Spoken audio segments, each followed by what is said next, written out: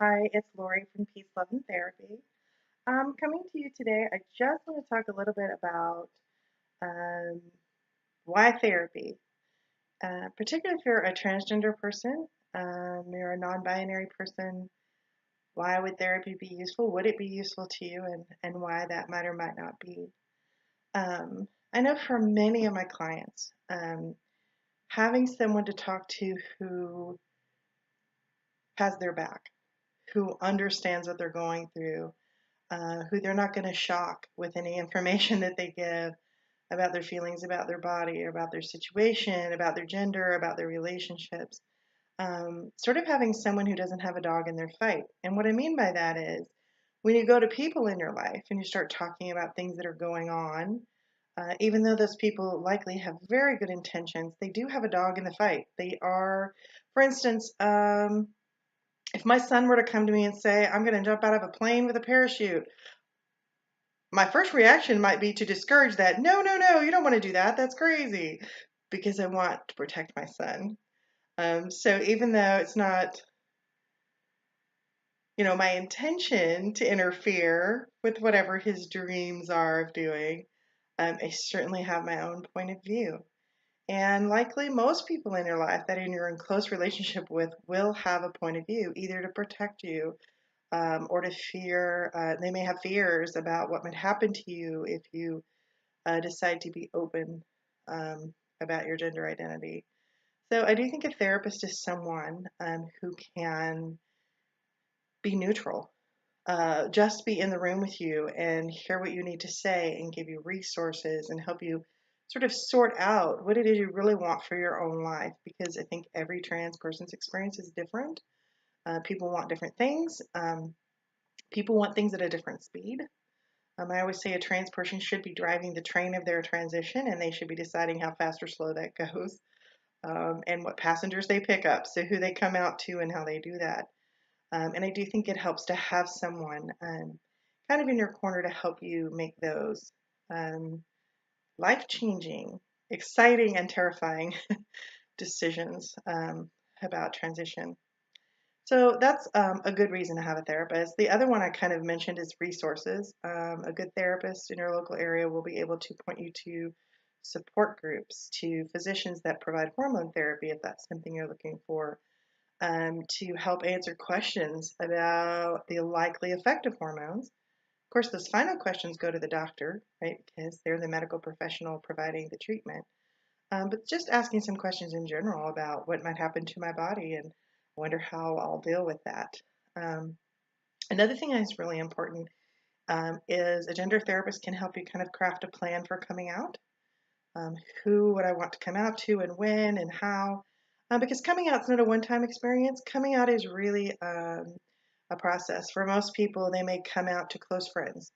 Then they may come out socially by presenting as themselves. They may come out at work. They may have to come out in at church with family, with extended family. So the coming out can stretch over even many years for some people um, when they are deciding how this transition was going to look. So a gender therapist can help you figure out how to have those conversations and when and where, all of those things.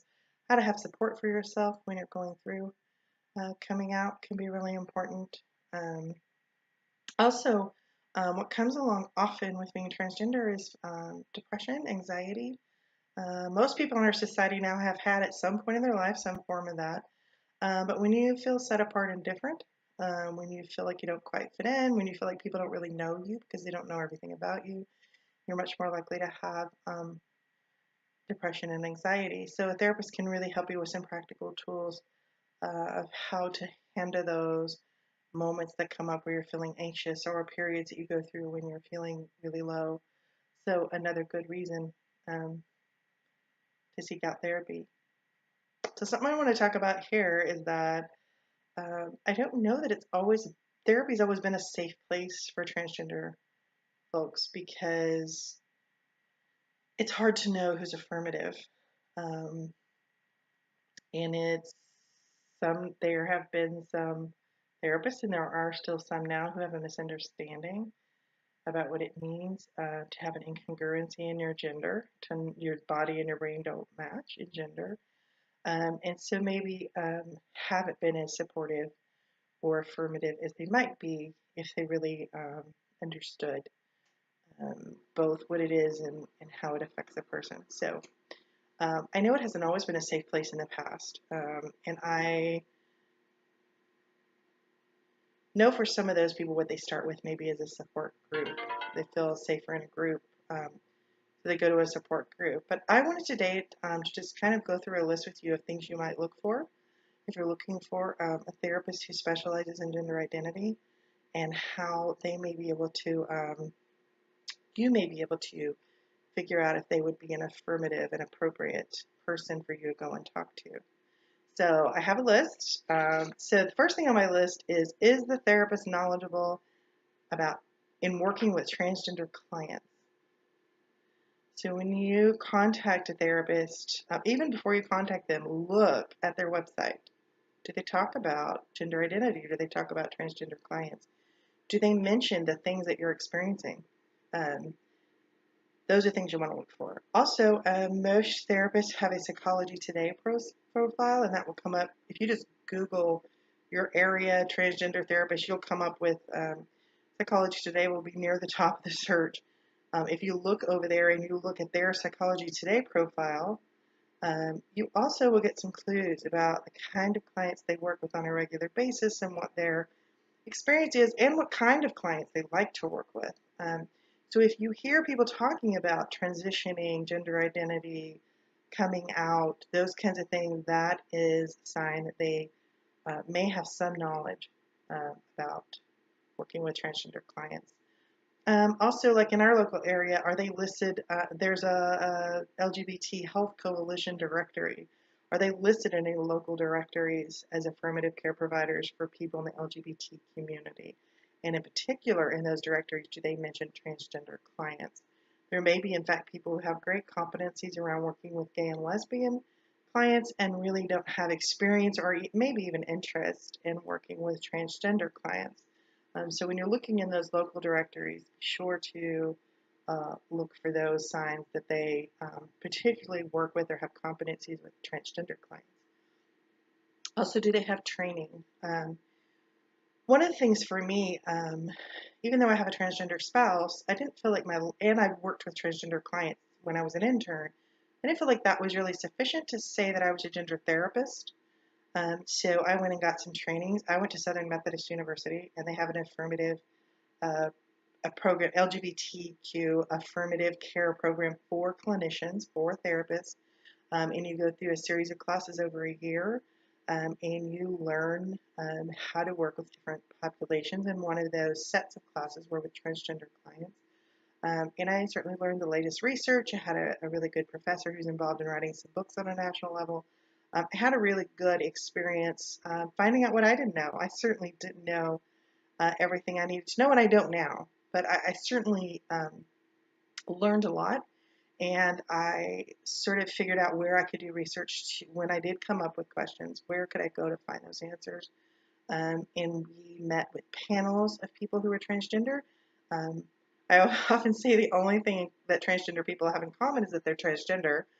They come from every walk of life, age, socioeconomic background, interests. Like, we met so many people in different situations telling wonderful stories and sometimes tragic stories about their lives as a transgender person. So I thought that was incredibly valuable. But if someone has a certificate or a trainings, they've done trainings specifically for transgender care, gender identity trainings, they are likely someone with a high interest and a higher competency level.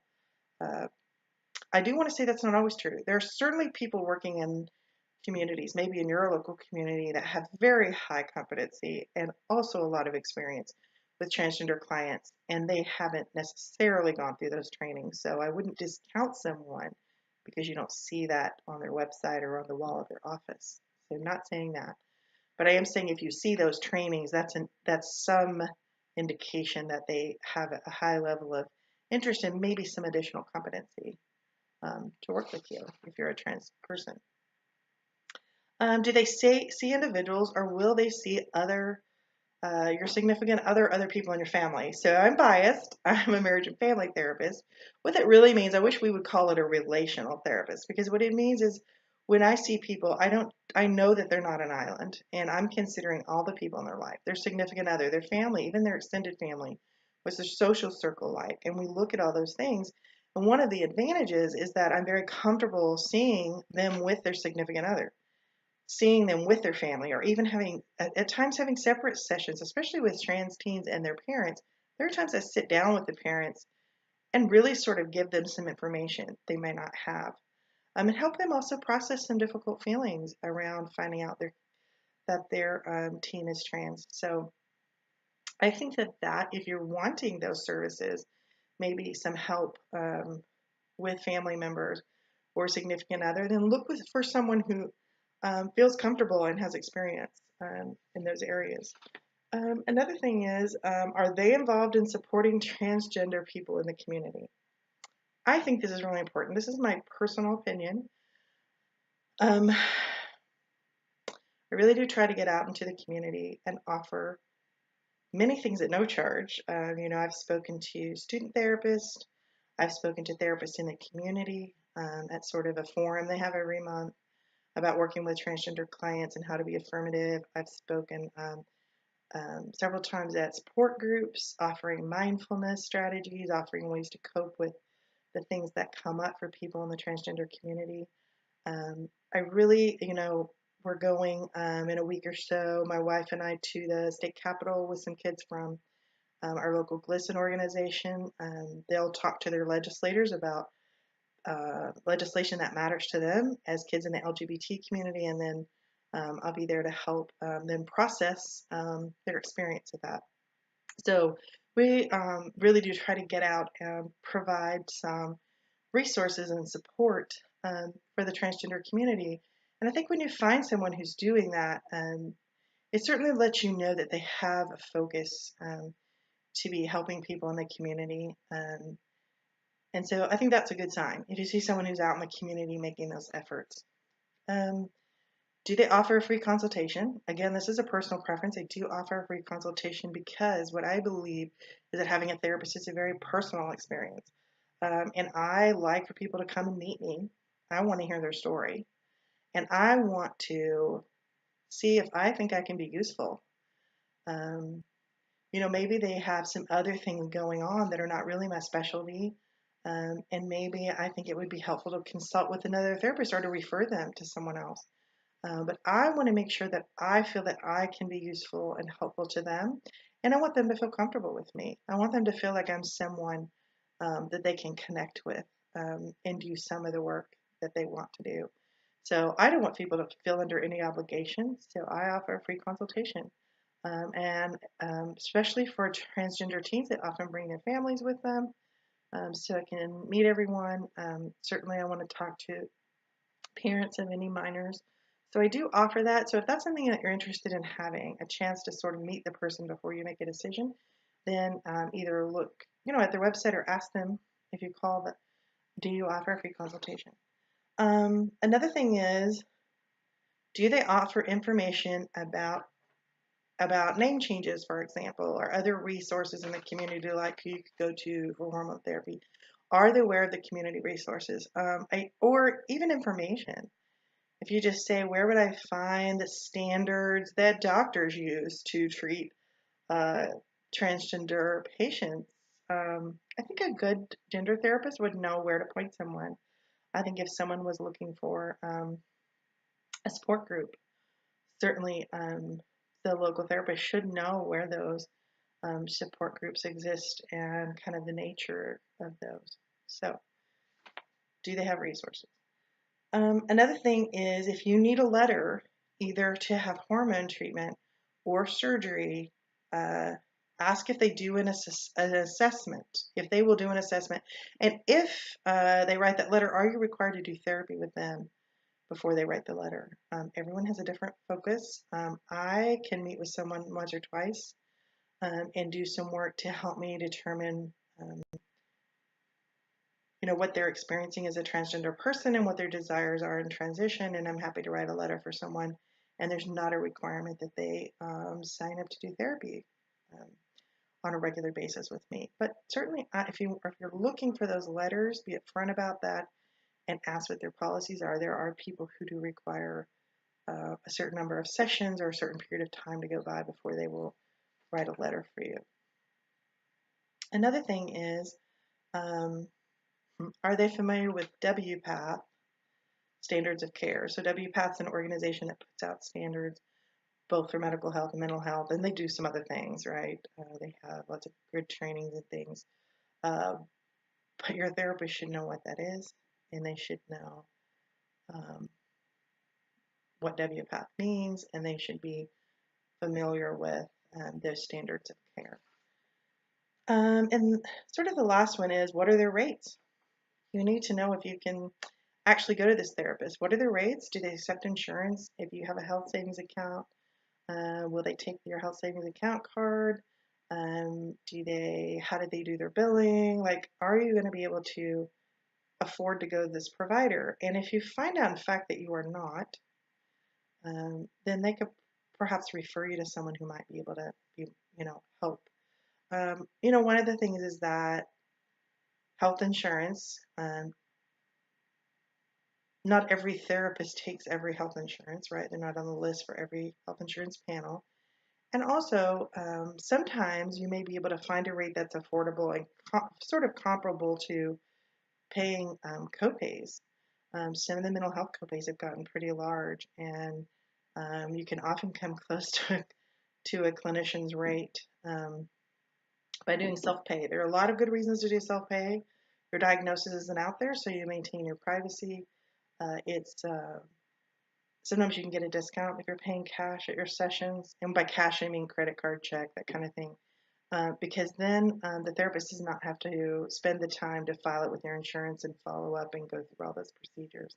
So sometimes you can just have those conversations at the consultation. If that's something you'd like to know up front, be sure to ask those questions. Here I wanted to just so you make an appointment, maybe a consultation, and you go to the appointment. What are you looking for? Are you comfortable in the environment? Is this a place in a neighborhood, in a building, in the office itself? Are you comfortable in the environment? Do you feel like that is a place where you could come on a regular basis? Does it feel good to you? I think that's important. So be sure to be thinking about that. The second is, do you click with the therapist? This is really just a matter of personalities for sometimes. Is this therapist someone that you feel that you could talk to about difficult things? Is this a person who seems to be kind of on your same vibe, right? If you're looking for someone if a person who likes to be challenged, is this a person who would likely challenge you? Um, so be looking for that. Is this someone that I feel like I click with? Because I think it's really important and very personal. Another thing is, does the therapist understand your story? So if you are at your first meeting and you are telling your story and they're asking a lot of questions like, what does cisgender mean? Right? They're asking you to translate very common language in the transgender world. I think that that's a red flag. It doesn't mean they're not a good therapist. It just means they may not have the experience. But also, do they seem to understand the emotional content, the effect that being on this journey has had on you? Do they really seem to connect with your experience? That's probably the most important part of that. And also, do you feel pressured to make the next appointment? Something I always say to people when they come in is, at the end of this, when I've heard your story and you've learned something about me, I don't want you to feel like you're under any pressure to make another appointment. So you can go home and talk about it. You can say, I don't know if this is for me. Whatever you want to say, you can say, I'll get back to you. You're certainly welcome to say at the end, can I make an appointment? But you certainly don't want anyone to feel pressured because I've given them a few minutes of my time that now they're under some obligation to continue or begin to see me in therapy. So I do think that's important if you don't want to feel pressured that you feel that you have the right to say, I don't know if this is for me, or maybe it's not for me right now. And I always want my potential clients to feel that they do not have that pressure. So, all the things I've just told you, all the questions to ask, it's likely that many people who would be a good therapist for you you won't be able to answer yes to every question, right? Everything I've discussed, one person may not have all of that. Those are simply things to consider, and it depends on on what's important to you and what's available in your area. Um, so if you have any questions about that, you are free to ask me any concerns or questions that you have about finding a therapist, meeting up with a therapist, um, why I would want to go to therapy. I will welcome your comments and questions because I think it's really important that if you're looking for support, you kind of know what you're getting into and you know how to choose an affirmative therapist.